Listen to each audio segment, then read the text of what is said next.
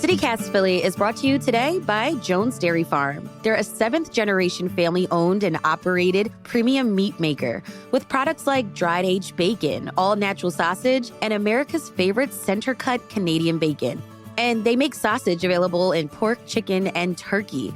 There's no preservatives, additives, MSG, nitrates, fillers, and they only use fresh ingredients. Find out more at jonesdairyfarm.com. That's jonesdairyfarm.com, making breakfast better since 1889.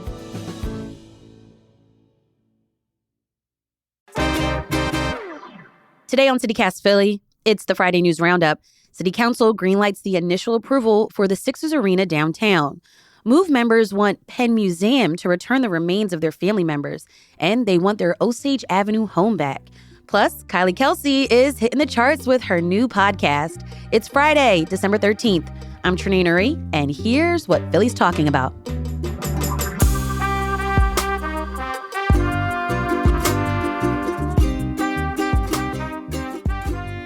Hey, Matt. Hey, Trenae. Good to see you back here at the Fiddler Club.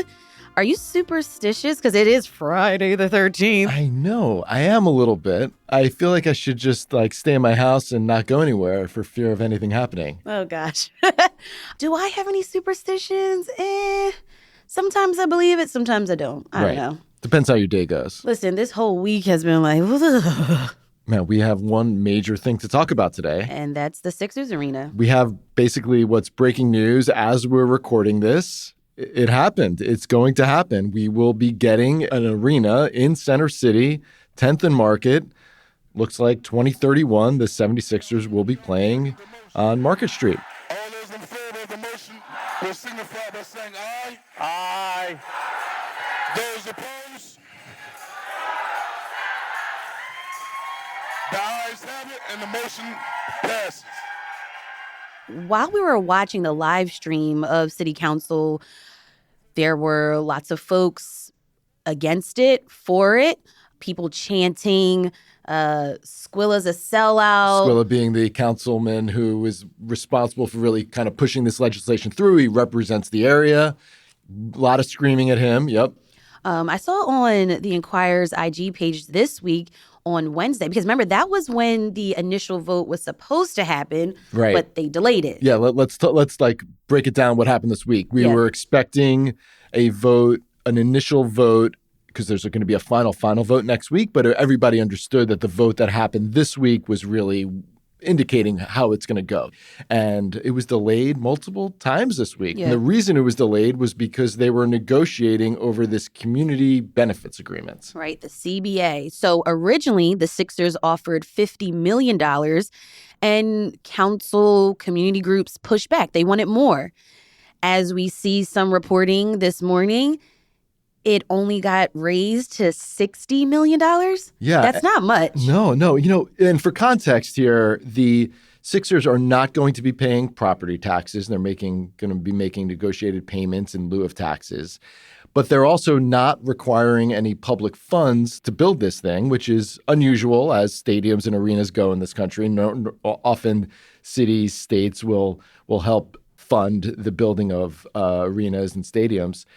But the other piece of this, in order to get it through, was the Sixers' promise to give money, make a payment to the community. So this was specifically for Chinatown, but not exclusively for Chinatown, to help with workforce development, a fund for businesses that might get displaced because of construction and because of the new arena.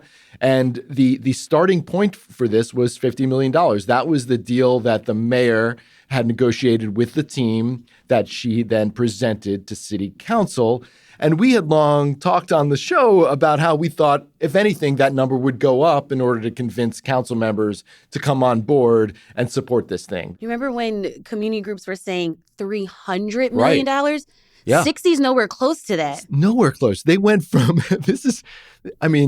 the negotiation here, I'm a terrible negotiator, but this negotiating is even worse than what I would do, it seems like. They went from the $50 million initial proposal. The Chinatown groups wanted $300 million, and they ended at $60. So they only moved $10 million. Can I give a little bit of perspective here? Because I started going down this rabbit hole about the team and how much the team makes and how much the team spends. Okay. So according to Forbes, this team is worth $4.6 billion. And we know that the project for this new arena would cost around $1.3 billion. Right.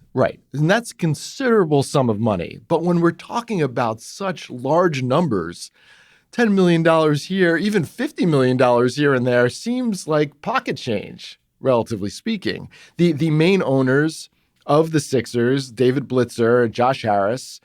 David Blitzer is worth $3.1 billion. Josh Harris is worth $11.3 billion. And then, again, we're talking about $60 million. Embiid, Joel Embiid, the star of the Sixers, and Paul George, their big free agent signing this year. Together, they're making $100 million just this year. So I'm a little bit perplexed on why this number didn't go up to at least $100 million. And that was the number that council members were talking about earlier this week, that they were expecting a $100 million CBA agreement. Something happened. Sixers were able to say, no, we can't afford that. I'm only worth tens of billions of dollars. We can't afford that. We're only going to 60 million. Let's talk about what happened in Chambers on Thursday morning. Yeah. A lot of people on the floor, council members. Everyone was there except for Kendra Brooks, is what the Inquirer was reporting. Yeah, it was interesting. The council meeting actually opened with the mayor. And the mayor gave this, Mayor Sherrell Parker, who supports the arena, gave this very strenuous speech about how this is unusual in the history of the city for an arena to be paid for completely by its private owners and not by the government. And this was going to revitalize Market East. And this was a historic moment, and she really gave a strong argument for why this was really important for council members to get through today. And then, as you said, they started to take the vote, and things got a little wild in Chambers. Yeah, so let's talk about the vote. There were 12 yays and 4 nays. Those 4 nays came from council members Gaultier, Young, O'Rourke, and Landau. Yep. Not surprising, right? Not surprising there. We just got a statement from Rue Landau and Councilmember Jamie Gauthier, and they said that the city council had proposed a $100 million community benefits agreement. It had extensive anti-displacement measures. It had input from community leaders. And, quote, "It is deplorable to learn the 76ers and their billionaire owners think our communities are only worth $60 million. Then they note they recently gave a single athlete $193 million over 3 years. So yeah, that's what you brought up. Yeah, I mean, it's hard to not see to make a compare and contrast there. So certainly the council members are saying that, but regardless, looks like it's game over for the opponents of the arena.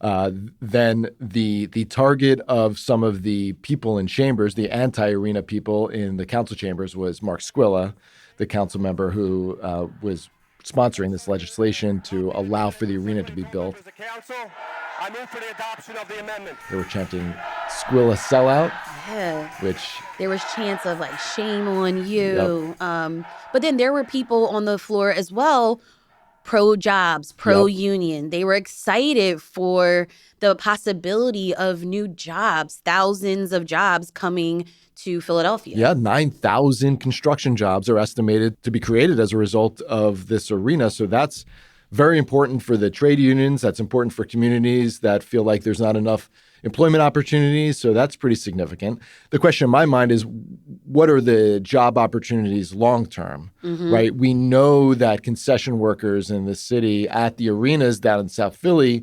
were going on strike earlier this year because they weren't getting paid enough money. They didn't have regular hours. They don't get benefits.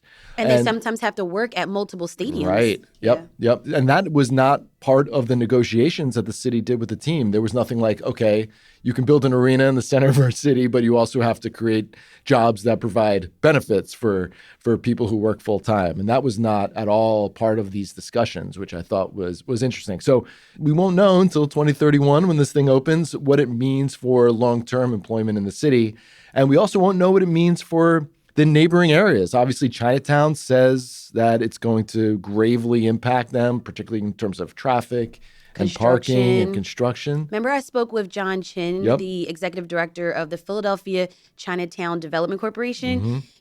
He was like, Trenae, that was such a great point that you mentioned about construction, how it's going to cripple businesses and foot traffic down there and just traffic in general. On the flip side, Market East is, it's not the greatest jewel of Philadelphia, right? I mean, did you hear that the giant heirloom market is closing? That's why the new one. Yeah, the new one that they just put up there.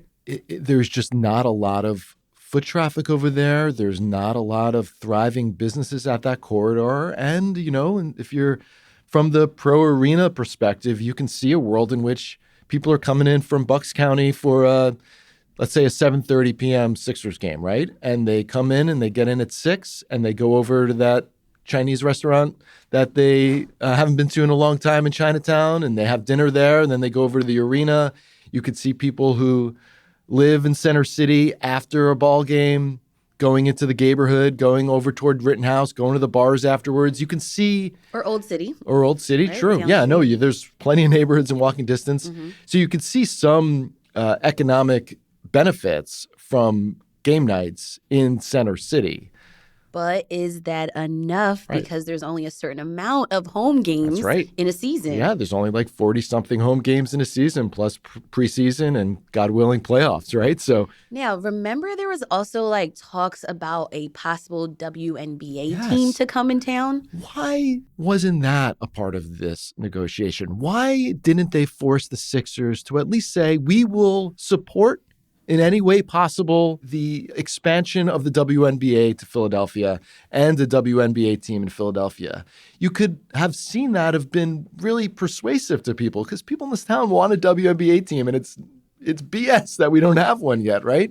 But that wasn't really part of the discussion, but maybe it certainly seems like it's possible in the future. Okay, so what's going to happen next Thursday during City Council? Yeah, they're just going to make it official. This was they call it the committee of the whole vote.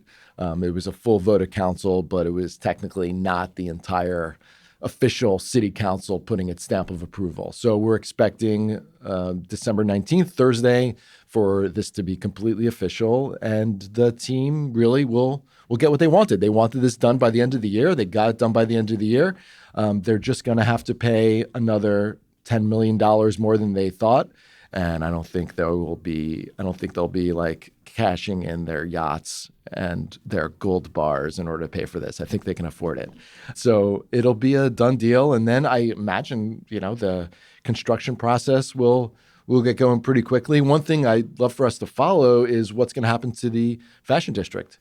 They're going to have to demolish part of it, I guess.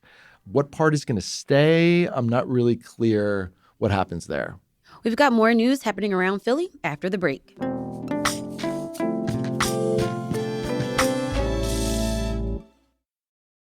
This episode is brought to you by LifeLock. The holidays mean more travel, more shopping, more time online, and more personal info in places that could expose you to identity theft. That's why LifeLock monitors millions of data points every second. If your identity is stolen, their US-based restoration specialist will fix it, guaranteed or your money back. Get more holiday fun and less holiday worry with LifeLock. Save up to 40% your first year. Visit LifeLock.com/podcast. Terms apply. Deck your home with Blinds.com. La la la la la la la la. La la la la la Blinds.com. DIY or let us install. La la la la la la la la. La la la la Blinds.com. Free design consultation. Free. Plus free samples and free shipping. Free. Head to Blinds.com now for up to 40% off select styles, plus a free professional measure. Blinds.com. Rules and restrictions may apply. I'm calling for the remains to be turned over to us of my great uncle on behalf of the Africa family, on behalf of the Leapart family. John Africa has sisters and brothers that are still here, that are aging, and they want their brother home. That was Mike Africa Jr. speaking at a press conference at City Hall on Monday, which aired on NBC 10. He and members of the Philadelphia Black Liberation Group MOVE are demanding that Penn Museum return the remains of their family members, and they say that they want their home back. which was on Osage Avenue. Yeah, and the history here is nearly 40 years ago, in 1985, Philadelphia police literally dropped a bomb on the move home in West Philly. There was a standoff involving Move's allegedly extremist activity, and the result was 11 people were killed, including 5 children. The impact of the bomb destroyed 61 homes in that area, and the legacy of that continues with us to this day. I mean, the unusual nature of it, the horror of it, and the injustice that this group of people continues to say they're experiencing is really just unbelievable. Now, the Penn Museum had apologized in 2021 and said that all known remains that it had somehow gotten in the aftermath of the bombing, the human remains, had been returned to the Africa family. But then the city revealed that the medical examiner's office also had remains. And now it's like much murkier, right? Right, because last month, Penn Museum said it had discovered another set of remains, and the remains matched records of 12-year-old Delisha Africa. This has been such a decades-long controversy and painful experience for this family. And for the city. Right.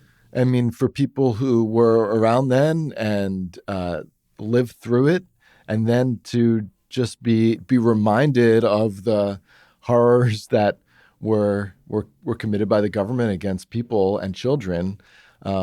It's really upsetting that this is continued on, and just hope it is able to resolve itself soon. I also read in WHYY's reporting that along with getting the remains back to the family, Move wants to set up a memorial at the 6221 Osage Avenue home where this all happened. So I'm sure in the coming months, because next year will be the 40th anniversary of this, we'll see a lot more reporting come out of this. Yeah, I mean, this was a national story at the time and continues to be a national story. The fact that the remains were found was covered by the New York Times and media organizations nationally, and I think we're going to see even more attention on the Move bombing in the coming year with the 40th anniversary coming up. And it seems that Penn Museum officials are coming out with statements saying that, you know, they want to work with the family, they want to help in any way. So that's something else that I'm looking at as well with this story. We've got more news of the week after the break.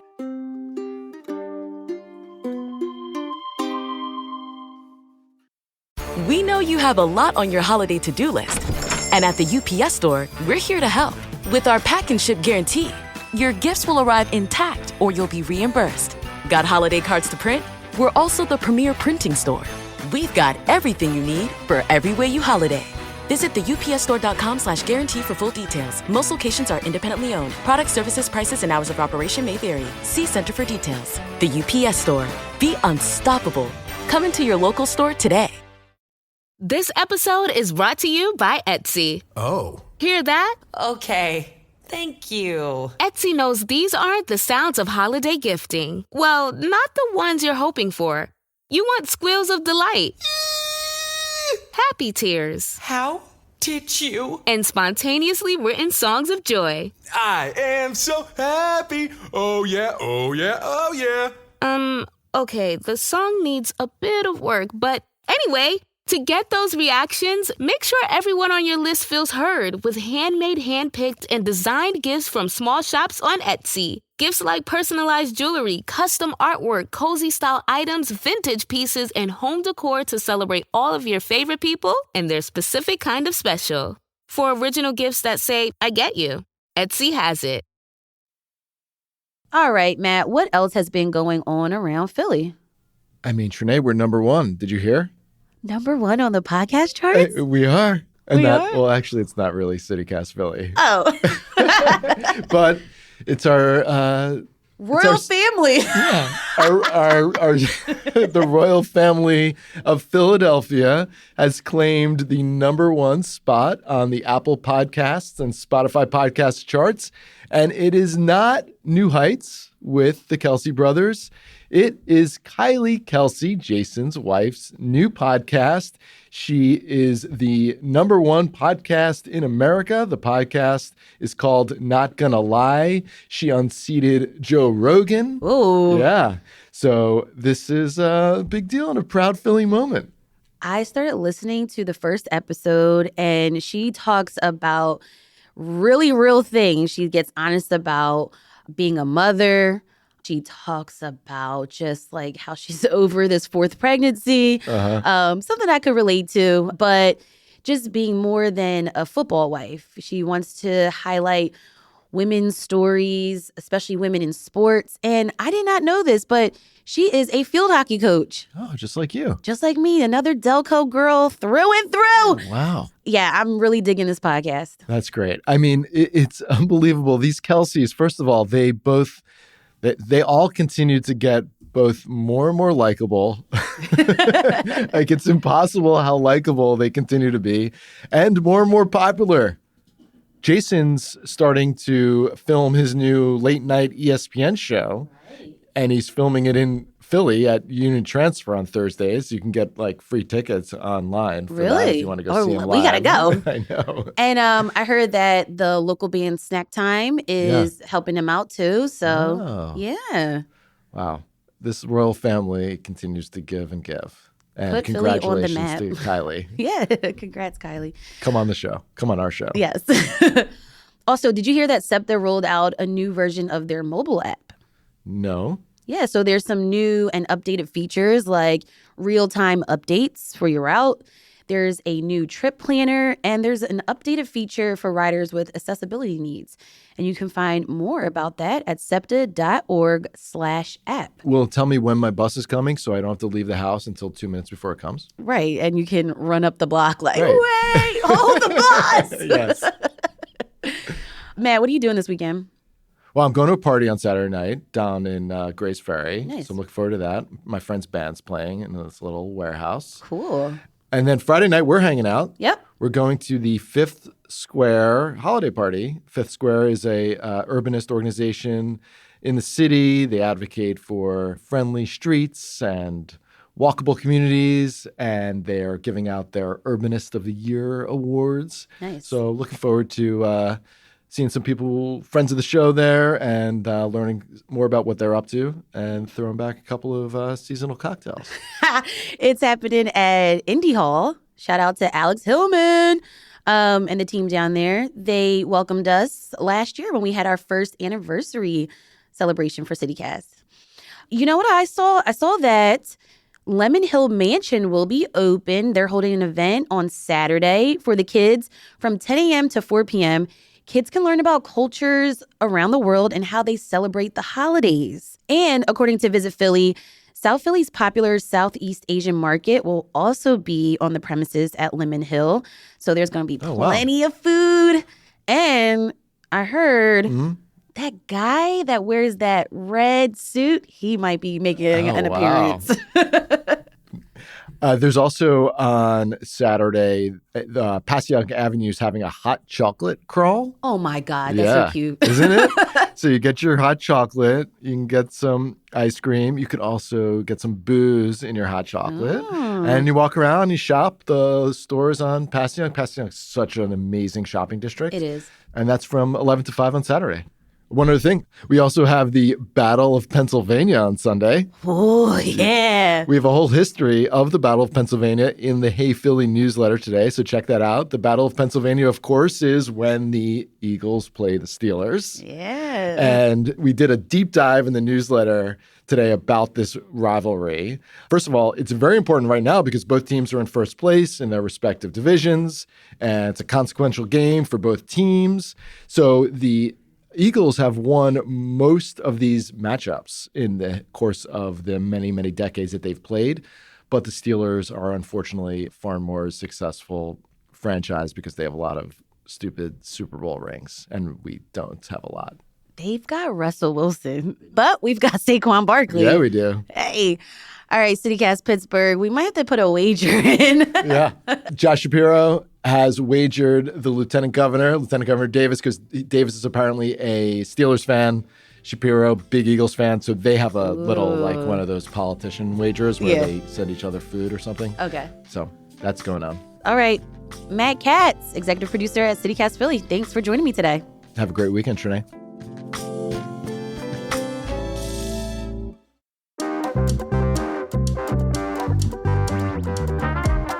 That's all for today here on CityCast Philly. Our executive producer is Matt Katz. Our producers are Abby Fritz, Elizabeth Kama, and Francisco Kilgore. Our Hey Philly newsletter editor is Ava Weinowski. And our host is me, Trenae Nuri.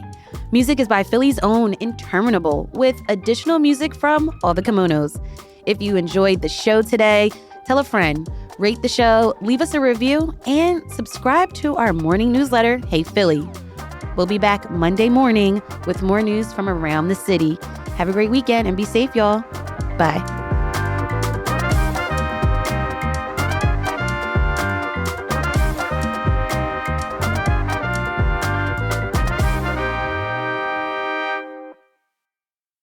Nice. I always say nice. So do I. That's we both God. we both respond to things with nice. Nice.